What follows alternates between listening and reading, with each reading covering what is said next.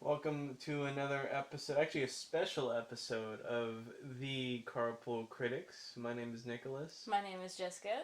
And this is our little Oscar review of the Oscars that are coming out pretty shortly. Are you excited with the nominations this year, Bud? I am, especially because this is the first year in a long time I've actually seen a lot of them. Lately I haven't been seeing a lot of the nominees in the last few years, but... Yeah, it was actually kind of surprising to see movies that we were interested that we went out and saw. And actually, I think reviews are coming out for most of the movies that are nominated, which we'll get into. Mm-hmm. But it just so happened that it fell right in our wheelhouse this year. Yeah. And even the ones that we didn't see, we were thinking about seeing for the most part.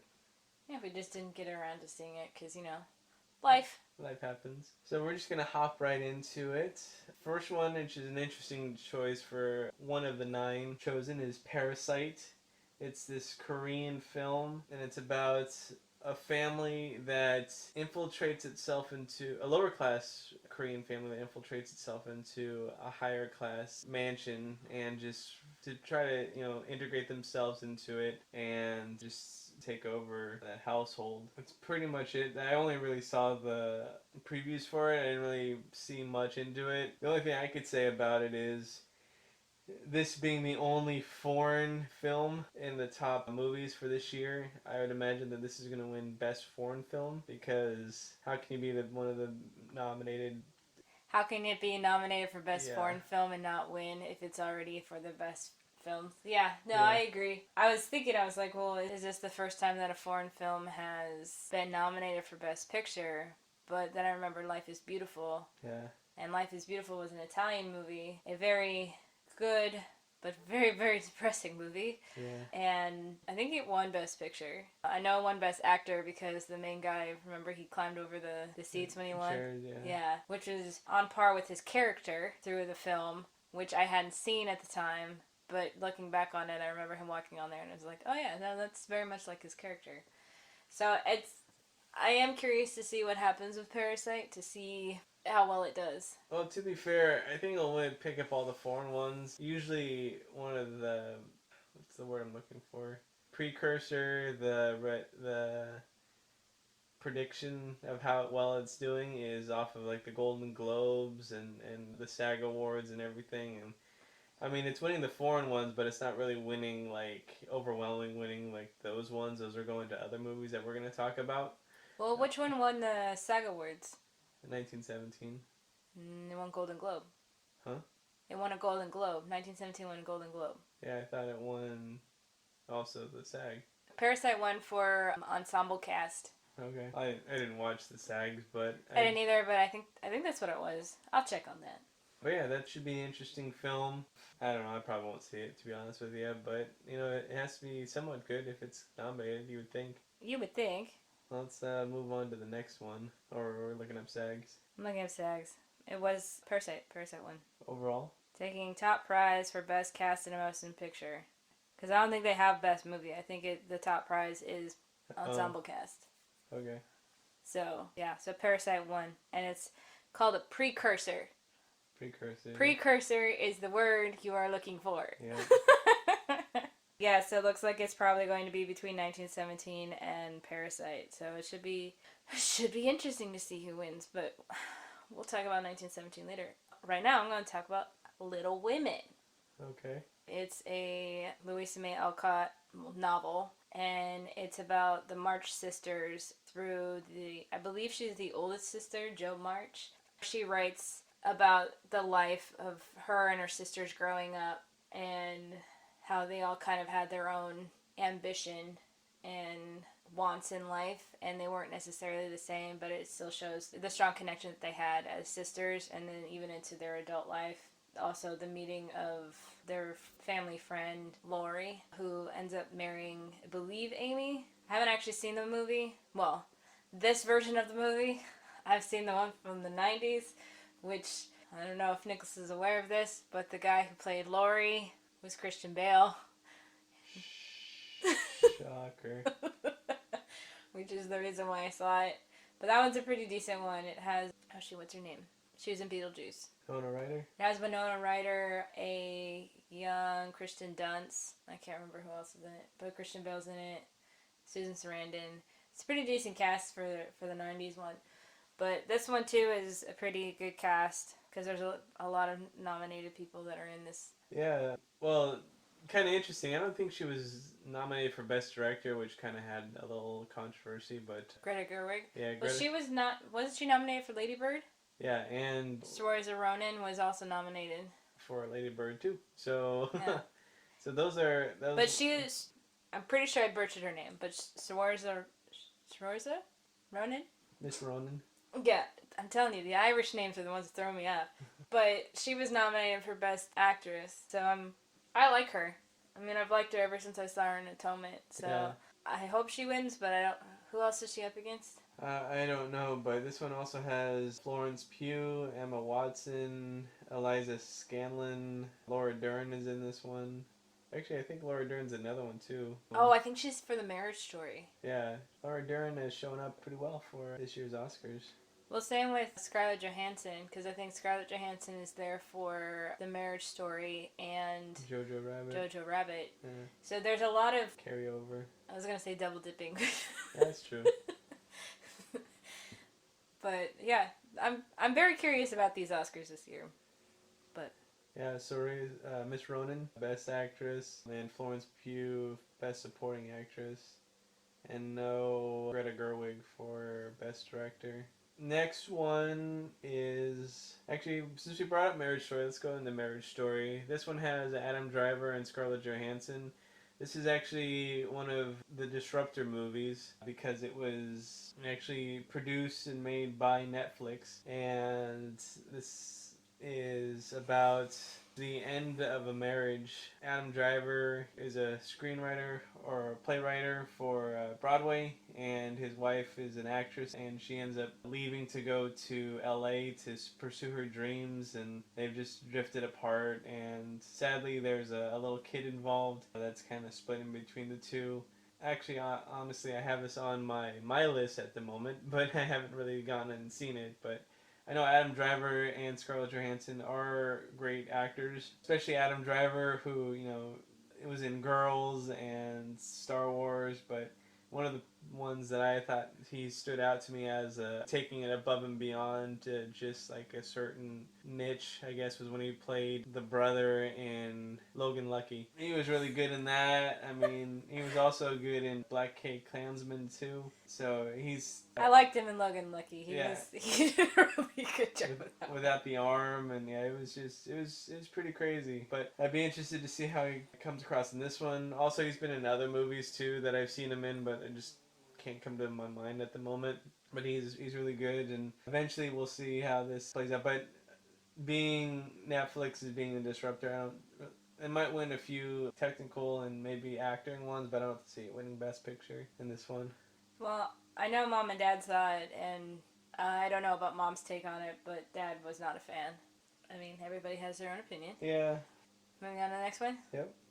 Okay, so to continue on with the Christian Bale vein, we're going to go Ford versus Ferrari, which is about the American car designer Carroll Shelby and Ken Miles, who created the Shelby Ford to race against Ferrari during the 1966 Le Mans race.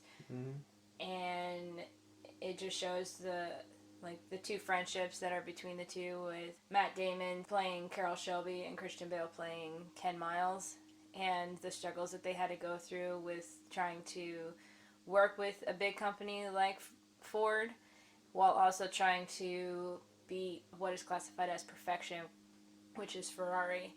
It is Ford versus Ferrari, but there's a lot of A versus B stories in this. But you kind of root for the little man, which is mainly Shelby and Ken Miles. Mm-hmm. And this is one review that we do talk about. It's just not posted yet.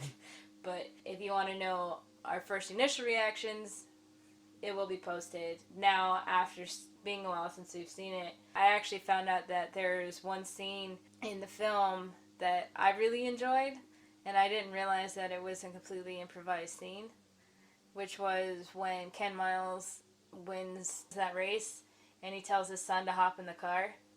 Mm-hmm. That was not part of the script. Mm. So Ken Miles tells his son Peter, hey, hop in. And then they go to take the victory lap. And as they're taking the victory lap, Christian Bale just decided to sing the song called Happy, which is something that he knew from his childhood. Mm-hmm. So he just started singing that on the spot. And since the actor who plays Peter also is British, he knew that song too. So he picked up and they started singing it together. So that whole scene with him telling him to get in the car, them driving around on the victory lap and singing that song was completely improvised. That's cool. Yeah. Interestingly enough, though, I just checked, and I saw that none of the actors in this one are nominated for... No, Christian Bale was nominated for a Golden Globe. I'm kind of upset that he wasn't nominated for Ford versus Ferrari, but I'm also a little biased because, as it's going to be stated many, many times, he's one of my favorite actors. He's in one of my favorite films, so... Yeah, I'm hoping this wins something because it was definitely a very well done movie. I don't think it'll win Best Picture, but I'm pretty sure it's nominated for other things. Or Academy Awards. Best Sound Editing, Best Sound Mixing, Best Film Editing, and Best Picture. So I'm hoping that it wins for something. But I think this is like low-key one of the best buddy films of the year. Mm-hmm. But let's move on to the next one. Jojo Rabbit. This one has Scarlett Johansson in this one. Takai Waititi, who is slowly becoming one of my favorite directors. And he's the only one that could really get away, I think, with making a movie like this. But he's done this movie, What We Do in the Shadows, which was absolutely hilarious. A mockumentary of vampires in New Zealand, if you haven't seen that one. Thor Ragnarok. Also, Hunt for the Wilder People, which is a really good film. And then the new Thor movie is coming out. But he's done... Yeah, he also did Green Lantern, but we'll... We don't talk about it.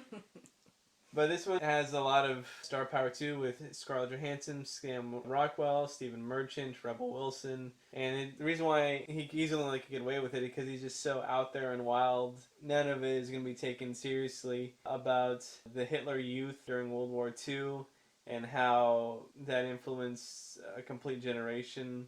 I want to see this movie. I can't wait for this movie to come out on DVD so I can rent it. But it's just how wild and crazy that he could make it, but also make it so serious like he did for the Hunt for the Wilder People. But basically, it follows this kid named Jojo, and he's in the Hitler Youth. He goes, and he's just trying to figure out being a boy while being raised by his mom, who's Scarlett Johansson. And he finds out that his mom is harboring a Jew girl in their house, and he gets conflicted. But what makes it even weirder is that he has an imaginary friend, Adolf Hitler, that is played by Tahiti. I just blanked out his name. Anyway, so that one's an interesting one. I don't think that's good. I think it'll win for just maybe costumes and stuff, but usually the Academy doesn't go for wild and out there types of films. So I mean, Django Unchained won. Yeah, but I think that was more so to give Quentin Tarantino his due for what he's done. What, like The Departed? Yeah, because people have said that Pulp Fiction should have won Best Picture that year, but ended up going to Forrest Gump. Well, Forrest Gump, I mean, come on. It's Forrest Gump. Well, that was a good one. Well, I think it's like what I was saying earlier with The Departed. They gave Martin Scorsese his dues with The Departed, which I don't think is his best film. I don't actually like the movie. Sorry. I actually like the movie. I don't like the movie. I didn't like the movie. It's But I think he should have won with Raging Bull. Mm-hmm. That was a really good movie, but he didn't win with that one. So I think they said, okay, well, we'll give it to you. So we're going to give you The Departed. The thing is, when we were younger, we would watch films, and it's like, we would watch it, and then it's like, oh, everybody dies at the end. Mm-hmm. But that's just a joke that we say, that, oh, everybody dies at the end. Uh-huh. That's literally what happens, is everybody dies at the end. And it's like, there's no redeeming quality in any of the characters. I hated everybody. Everybody was more selfish and looking out for themselves. It's like, no. I didn't like the movie. But I do like Scorsese. But we'll get into Scorsese because he's actually nominated for The Irishman later. But yeah, that was just a little bit of Jojo Rabbit. Oh, my turn. Yep. One movie that I really liked, and I thought the director and the main actor did a really good job in giving you these twists and turns and going into a deeper psychotic state, is Joker. Yep. I have seen it twice now, and I think I'll probably have to wait a year before I see it again. If that, it is a very dark movie, but not in death per se. You just get more and more into this depressive state of Arthur, who eventually becomes Joker, and Joaquin Phoenix does an amazing job. He won at the SAG Awards, and he won at the Golden Globes. I think he's nominated with Leonardo DiCaprio for Best Actor. Yeah, Joaquin Phoenix, Joker, Leonardo DiCaprio, Once Upon a Time, Antonio Banderas, Pain and Glory, Adam Driver, Marriage Story, and Jonathan Pryce, The Two Popes.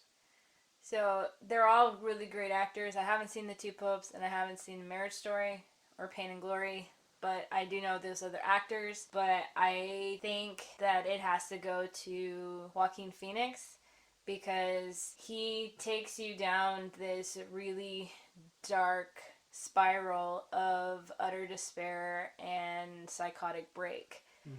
He makes you feel for him in a way because you realize that he wasn't born that way. It was more, it's a nature versus nurture thing. So he was definitely a nurture, or lack thereof nurture. And I think he just does a really good job. And the way that it's shot is very much like Christopher Nolan's Inception. Okay. Where by the end of it, you don't know what was real and what was not. Right. Like how much of it was in his head, how much of it was the truth, how much of it was real. And that's the question is, did the death that happened, was that real or was that just imagination? Was he living in a psychiatric hospital the whole time, or was he actually out and about and doing all these things? So there's a lot of different aspects to it, and when I was watching it both times, I definitely saw a Christopher Nolan who also did the Dark Knight series, who also had Christian Bale. You noticed my pattern? There's only one consistent in this one. Yes, I definitely think that Joaquin Phoenix was the right person to play Joker, especially after Heath Ledger's Joker. Because Heath Ledger, I think, that has the best one as playing Joker. And then Joaquin Phoenix does a really good precursor to who the Joker becomes. Right. And in this one, Joker is nominated for 11 Oscars, which is the most this Academy Awards. And Todd Phillips, who directed this one, he's up for Best Director. And he has a pretty good run as of late with Joker, Hangover, War Dogs, A Star is Born, and then the classic Old School and Road Trip. Earlier in his but he did Road Trip. Yes, he's come a long way since Road Trip. Yep. Now this movie was really well done. The smallest things to the journal that Arthur writes, just his little bits of like his jokes. He has a statement where the worst thing about having a mental disorder is people saying that you don't, or to act like you don't. And it's just that right there was it's first time I saw a movie and I saw that, I was like, wow, that's a very strong statement to something as, I mean, for us, you and I like music, so to have the music also be highly involved in it, because like the more and more he goes down this rabbit hole, the music changes as the film goes on. So I hope he gets his reward, and so does Joaquin Phoenix. Absolutely. Well, moving on next, and we've actually talked a little bit about Scorsese, but we'll go into The Irishman next. This one is also split like with The Departed. Like either you liked it or you didn't. People that I heard that didn't like it, didn't like how long it was, or the de-aging process of these characters. I enjoyed it for what it was. It is a long movie, so you have to be invested in it. And basically, it follows this guy named Frank, who's played by Robert De Niro, who's also in The Joker. Mm-hmm. He plays Frank. I'm telling you, there's a lot of double dipping in this Oscars. And this one also is a Netflix original film. They partnered up with Scorsese to do this. But he gets involved with, I forget his name, but he's played by Joe Pesci. Joe Pesci kind of came out of retirement for this one, which was really cool to see him. And how they interact with Al Pacino's character, who is Jimmy Hoffa. And it tells this depiction of how Jimmy Hoffa died and what happened to him. Joe Pesci is Russell Bufalino. Yes. And he has Ray Romano in this one. Really? Yeah. I haven't seen it. It's good. I don't have time to invest the 3 hours. 3.5 hours? Well, 6 hours? You can watch it in hour segments. It takes a while to get into it, and the stuff that he decides to do in there, like they pause it to tell you what happened to each character and how they left this earth, which kind of took some people out of the movie. But I saw what the overwhelming theme was, because at the end, and this is just spoilers, but you have Robert De Niro's character Frank in an old folks home. He's not being visited by family. One of his favorite daughters, played by Anna Paquin, has stopped talking to him, and all the stuff that he did, all the stuff that led to the rise and continuation of power of the Italian mob, it was just all for naught. Because as much as mobsters may still be around in one way, shape, or form, they're not like as powerful as they once were. And in the end, all the sacrifices that these men did for whatever reasoning means nothing, really. Like, he asked a kid today about Jimmy Hoffa. They couldn't tell you. One of the things that I thought was interesting was Joe Pesci's character, because Joe Pesci is known for a lot of his just out of control acting style. Like he's just a powder keg when he's on, like with Raging Bull, like you said earlier, or Home Alone, or Casino, or Goodfellas. That type of thing where he's just ready to explode and you don't know what's going to happen. But in this one, it was crazy to me because throughout the whole film, Joe Pesci was in control. And for me, that was more scarier than seeing him out of control. So... Really? Yeah. I mean, the fact that he stayed in control, that was what my really was for. Yeah. Because that is what he's known for, is to be completely over the top and to throw F-bombs and to be like 2 seconds away from exploding. So I think just for that, I'd probably watch it. Yeah, it's good. I know he's an outside shot, but I really hope that he would get like an award for this, because he was like an in-control Joe Pesci is scarier than an out-of-control Joe Pesci, which is... Well, it's like when you get yelled at. Mm-hmm. You can get yelled at where it's loud and in your face, or there's the one where it's that controlled anger and you can see it written all over their face, but they're talking really quietly. Mm-hmm. And you're like, oh. That's when you know that you screwed up, is when they're quiet about their anger and you're like, oh, crap. Absolutely. Joe Pesci and Al Pacino are nominated for Best Supporting Actors in this film. And I really hope Joe Pesci wins this one, but I'm not 100% sure with the other actors involved. But if you have time, you like Scorsese, you just gotta know that you're in for a slow roasting dinner. You know it's gonna take a while, but in the end it's gonna be worth it. Like the whole last hour is one of my favorites parts of it. Moving on? Yep. Okay. My last movie that I'm going to mention is the movie 1917. It is a World War I movie that's set in April 6, 1917. And it's these two young soldiers who are given the task to go through no man's land, go into enemy territory, German-occupied territory, and try and find a unit that is about to go and attack the Germans and tell them to stop the attack because they were about to go into an ambush. And one of these young soldiers, his brother, is in that battalion. So he has a strong incentive to go and try to make sure that this attack doesn't happen.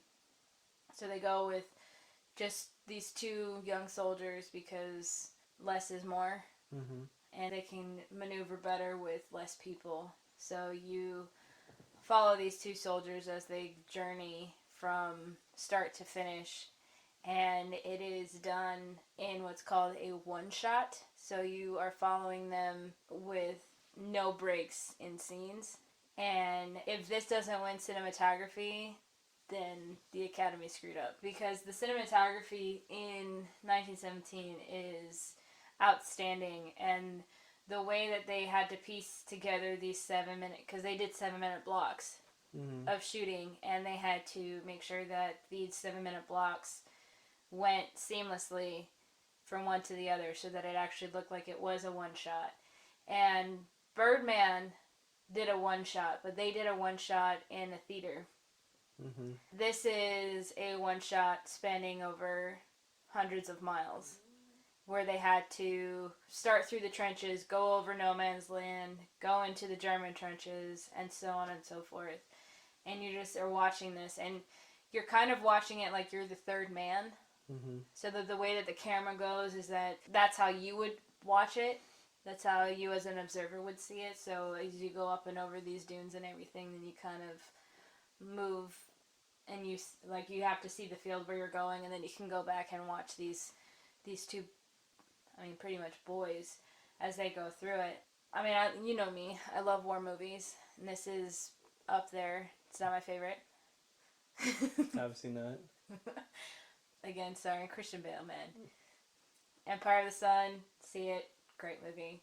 One of Steven Spielberg's underestimated films. Mm-hmm. It's a fantastic film. That one's a long one too. It's 2.5 hours, but a 14-year-old Christian Bale carries the movie. So. You just want to change Oscars to Christian, don't you? No. Did you think that I chose these films at random, Nicholas, to talk about? 7 Degrees of Kevin Bacon is turning into the 1 degree of Christian Bale. How many times could I mention Christian Bale? Yeah. Anyway, no, this film it's just well shot. They have a lot of mainstream actors like Benedict Cumberbatch and Mark Strong, Andrew Scott, Colin Firth, Richard Madden. So they have a lot of famous actors that are in this film, but they're only in it for maybe 2 minutes. Mm-hmm. And it mostly just follows these two boys. And both actors have been in things. George McKay and Dean Charles Chapman, they both have been in the industry for a while, but most don't know who they are. Mm-hmm. I mean, Dean Charles Chapman, if you've seen Game of Thrones, you know who he is. But other than that, you don't really know who either one of these people are. So it's kind of cool that they got these so-called nobodies to be in this film. I don't know. I hope this one wins Best Picture. If it doesn't win cinematography, then I'm done with the Academy. Okay. That's strong words there. I mean, I won't be. But I'm done with the Academy. Yeah, I think that one's the favorite going into it. Like, if I were to put my money on anything, that would be the one I put money on. Mm-hmm. But this would actually be the one that, out of all of them, I wish would get more of its due. And this one also is another one that's kind of a little out there, but it's so well done. It's Quentin Tarantino's Once Upon a Time in Hollywood. And if Hollywood has proven itself over and over again over the last couple of years, they love giving out awards to movies about Hollywood. I mean... Like La La Land? Oh, wait. See, they were so wanting it to happen that they gave it out to that one instead of Moonlight. But anyway, this one is an interesting one. It has Brad Pitt and Leonardo DiCaprio, and Leonardo DiCaprio is just an actor who's on the decline, and Brad Pitt is his stunt double, and it goes through their ventures of Hollywood and what they go through just to get parts and involved with things, and it just shows what Hollywood was back in like the 1960s, 70s-ish. And it also simultaneously follows Margot Robbie, who plays Sharon Tate, and Brad Pitt stumbles upon the Charles Manson family. And it's weird because at the end you know exactly how it plays out in real life, but it's it's this really cool homage to, and we've done a review on this, and you can watch that. But it's this cool homage to different Hollywood shootings and shows and movies and commercials and When he means shootings, he means like camera shots. yes, camera shots, not like that. But but then it gets to the end, and it's like what Tarantino wish would have happened during that time, just like this. Actually, Mom and Dad saw it, and Mom's like, I wish that happened. So the Manson people get their comeuppance, and Sharon Tate lives at the end of it. So it's not like Tarantino's. It is a Tarantino movie, and he's a scholar of films, and he loves films, and just to hear his interviews talk about other films is quite cool, and it comes through in this one. So this is actually low key my dark horse. I wish would get more recognition. Well, for it. It's nominated for 10 Academy Awards. Well, that's where. Hollywood, so I don't know how low key this movie is. But I think this is a really well done movie. I was talking about it with Mom and Dad after they saw it, and they weren't a big fan of Leonardo DiCaprio, but they love Brad Pitt in this movie. I liked Brad Pitt when he was trying to get himself together in that caravan sort of thing. That's Leonardo DiCaprio? Yeah. Yeah, you said Brad Pitt. Oh, Leonardo DiCaprio, yeah. No, I was telling Mom and Dad, I was like, that whole scene was improvised. Mm-hmm. Where he was just kind of yelling at himself, and he's yelling at the alcohol. It's like, you're the reason why I'm in this mess. I'm done with you. And then he takes a sip, and then he's like, oh, man. So that whole scene was completely improvised. The scene that he does with that little girl, mm-hmm. All the scenes that he does with that little girl was fantastic. I love that little girl. And then Mom and Dad said that their favorite scene was the acid trip. That was good. Mom where he's like, wait, I know you. You've got a weird name, and he goes, I'm the darkness and the whatever. Yeah. And then he's like, no, that's not it. That's too long. But yeah, it's because it had been so long since I've seen it, and having Mom and Dad talk about it was like, oh yeah, that was good. That was good. No, there was a lot of good scenes in it, and it reminded me of other bits and pieces of the movie that I enjoyed too. Because right. I know I enjoyed it. I've just only seen it that one time when it came out, but yeah, I wouldn't mind seeing it again. That's the looking over all these ones. Marriage Story, maybe see it once. Jojo Rabbit, I have to see it at least once. Little Women. Take it or leave it. Yeah, it's pretty much like A Star Is Born. Anytime they do it. They've done a mini series on it. They've done right. movies on it. There's a TV show. There's a spin-off TV show called Little Men. So, The Irishman, I've seen that 1.5 times. Parasite, Joker, I've seen that twice, and I probably won't see it again. Ford vs. Ferrari, yeah, I think I probably see that again. But I don't know if I would want to see it multiple times. 1917, I could see that maybe a couple times, but after that. But for me, Once Upon a Time in Hollywood, I could see myself watching that over and over and over and over and over again. Yeah, me too. If you need a good movie to get you out of a funk, which is really weird to say that about a Tarantino movie because it's usually blood and gore and all this stuff, but it's very toned down until the end. Mm-hmm. But at the same time, when you're seeing it at the end, you're like, yeah, because that's not what happened in history. He does change it. It is the Tarantino-verse, as we called it. Right. Well, let's quickly go through just the major ones, and we'll just choose our picks. Best Original Music Score. Since Jessica and I played music, I have to do this one. You got Star Wars, Rise of Skywalker, John Williams, 1917, Thomas Newman, Joker, Hildur Gudnadóttir. It's a Viking name, I guess. Well, I think it's they're Icelandic. Little Women, Alexandre Desplat, and Marriage Story, Randy Newman. I know you've only seen maybe three of these ones, but 1917.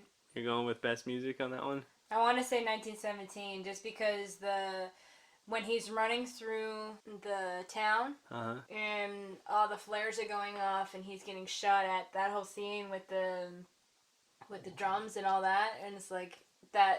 Oh, it gets you going. They definitely placed the score very well with that one. I mean, Star Wars. It's John Williams, though. I know, but it's Star Wars. But still, it's John Williams. I don't care if it's Star Wars. It's John Williams. No, I get that it's John Williams. John Williams is like the king when it comes to composing, but he's just using the same thread. Yeah. I can see that. Joker, I know this isn't a part of the original music score, but I remember when Joker's dancing at the top of the staircase and playing the rock and roll song. I don't know, the Hey song. Yeah, by Gary Glitter. Yeah. Da, da, da, da, da, hey! Yeah, that was good. Let's go to Best Supporting Actress. Kathy Bates and Richard Jewell. Margot Robbie in Bombshell. Scarlett Johansson, Jojo Rabbit. Florence Pugh in Little Women. And Laura Dern in Marriage Story. So I haven't seen any of those. Yeah. But based on what the movies are, I'm hoping for Kathy Bates. That's a good pick. I'm going to go Scarlett Johansson, Jojo Rabbit on this one. Okay. You know, Florence Pugh, I'm interested to see how she does. That's my second low-key pick sort of thing. No, I like Kathy Bates ever since I saw her in Fried Green Tomatoes. Mm-hmm. But she's a really good actress. Because I know what character she plays in Richard Jewell. She's the mom. Yeah. So just seeing how she's played every other character that she's had, I can imagine how she's going to play, how she played Richard Jewell's mom, and I'm hoping she wins this one. Best Supporting Actor, Anthony Hopkins in The Two Popes, Brad Pitt, Once Upon a Time in Hollywood, Joe Pesci, Irishman, Al Pacino, Irishman, and Tom Hanks, A Beautiful Day in the Neighborhood. Well, that's a hard one. That's a hard one. Because Brad Pitt does a great job on Once Upon a Time in Hollywood. Mm-hmm. But now knowing how Joe Pesci does in The Irishman, I kind of want him to win, but then it's Tom Hanks. Yeah. And it's Tom Hanks. Which is weird because I don't know how he's the best supporting actor in this film about Mr. Rogers. But it's not about Mr. Rogers. Yeah, it's about the other guy. But it's about the guy who wrote the story about Mr. Rogers. But he's not even nominated for Best Actor, so... Well, that's because he's not Tom Hanks. It's Tom Hanks. That's true. So, if it goes to Tom Hanks, I won't be sad. I'm hoping for either Brad Pitt or Joe Pesci. I can see that. And Anthony Hopkins is a legend, so I wouldn't be upset if he won it. Or Al Pacino. Yeah, either one of them, I won't be upset. Anyone who wins this one, I want to be happy for them. That was really... Anthony Hopkins, Brad Pitt, Joe Pesci, Al Pacino, Tom Hanks, all great actors. Best Actress, Charlize Theron in Bombshell, Renee Zellweger in Judy, Cynthia Erivo in Harriet, Scarlett Johansson, Marriage Story, and Saoirse Ronan in Little Women. Let me see. I think with Bombshell, they probably should get like best makeup because they made them like really look like the characters. Yeah, they did. Renee Zellweger though is the one that's been winning for Judy. It has been. Yeah, she won the Golden Globe. I think she won the SAG Award, but she's been winning for Judy. They did a good job with making her look like Judy Garland. I'm hoping Cynthia Erivo. I haven't seen the movie Harriet, but the way that it is in the trailers, I love the story of Harriet Tubman, so. I can see that. Just the strength that woman had. Yeah, Saoirse Ronan or Cynthia Erivo, I would go for. Best Actor, Jonathan Pryce, Two Popes, Adam Driver, Marriage Story, Antonio Banderas, Pain and Glory, Joaquin Phoenix, Joker, or Leonardo DiCaprio, Once Upon a Time. I think Joaquin Phoenix. Yeah, I can see that, but just because they have to be different, I'm going to choose Leonardo DiCaprio because I think he depicted what an actor goes through at that point. I wouldn't mind Two Popes because that's also a Netflix film, so that'd be kind of cool. Yeah, you're supporting Netflix, I'm supporting Christian Bale. Then we got Best Director, Quentin Tarantino, Once Upon a Time in Hollywood, Todd Phillips, Joker, Bong Joon-ho in Parasite, Martin Scorsese in The Irishman, and Sam Mendes, 1917. Sam Mendes, 1917. Yeah, that one was really well done, especially with we found out it took him like 16 hours just like run through or something like that just to get that going, but they did 6 months of rehearsals prior to shooting. Yeah. And then they also made miniatures of the sets in order to make sure that they knew exactly where the lighting would come from, because they had to do natural lighting. They can't bring in all these lights and sets because it's not gonna be the same feel. So for them to consistently use natural lighting, Sam Mendes was a genius on this film. Yeah, and I don't know if he won for American Beauty, but he's done, Skyfall, Spectre, I think American Beauty won. Road to Perdition, Jarhead. So he has a lot of good stuff. So again, we're talking about Quentin Tarantino's aspect of paying tribute to all the past Yeah, he won for Best Director. for American Beauty. He won Best Picture. Kevin Spacey won Best Actor and Best Writing Screenplay and Written Directly for the Screen won, and Cinematography. But he won for Best Director. And I can see Todd Phillips winning for that one too. But For which one? Best Director. So Todd Phillips, Quentin Tarantino, and Sam Mendes, I think, are top. Best Adapted Screenplay: Taika Waititi, Jojo Rabbit, Greta Gerwig, Little Women, Steven Zaillian, Irishman, Todd Phillips, Joker, Anthony McCarron, The Two Popes, and Scott Silver, Joker. And these are writers or directors? Best Adapted Screenplay. I think it should go to Joker or Taika, whatever you said his name was, for Jojo Rabbit. Taika Waititi. Yeah. Best Original Screenplay: Noah Baumbach, Marriage Story, Quentin Tarantino, Once Upon a Time in Hollywood, Han Jin-won, Parasite, Bong Joon-ho, Parasite, Rian Johnson, Knives Out, wow, and Christy Wilson Cairns, 1917, and Sam Mendes, 1917. I think those are just combined. Yeah. Because only one can win. Well, they're co-writers. Yeah. But I go 1917. Mm-hmm. I think would probably win. But I like Knives Out. Knives Out was good. Yeah, 1917. Because usually whoever wins like the screenplay for those ends up winning or is a good one. And that leads to our But Rian Johnson did a good job with Knives Out because it is a whodunit, but he did an interesting twist on the whodunit. Mm-hmm. Then, like we went through, your pick for Best Picture? Best Picture? 1917. 1917. Yeah, I could go with 1917. Or Joker, Once Upon a Time. But, I don't know, Parasite is kind of, when you said one last time, so we'll see how the other ones go out. And then we have the raspberries, what was it? The worst? The Razzies? The Razzies, there you go. I need a raspberry after that. Raspberries? So, but yeah, that's our little long review of all 9 movies. I know we didn't see like 3 or 4 of them, but anything else to add to that or? No. But Oscars are February 9th, and we wanted to at least do a recording of all these movies. Thank you for listening for this long, if you have. I've been Nicholas. I'm Jessica. And this has been the Carpool Critics. Oscar edition, not the Christian edition. Still made it the Christian edition. Yeah. All right. Thank you for listening. Yep. And adios.